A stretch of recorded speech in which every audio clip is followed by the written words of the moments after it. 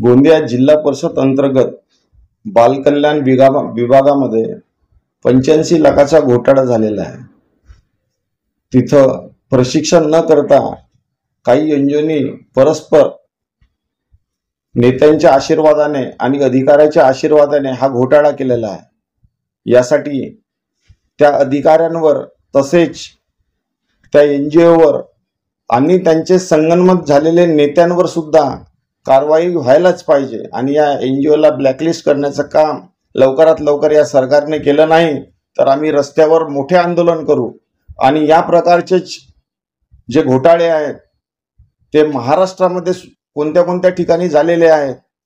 महाराष्ट्रातच नाही तर डबल इंजिनची सरकार आहे, पूर्ण देशात असे घोटाळ्यांची हे सरकार झालेली आहे आणि हे मोदी सरकार यांना संरक्षण देण्याचं काम करत आहे।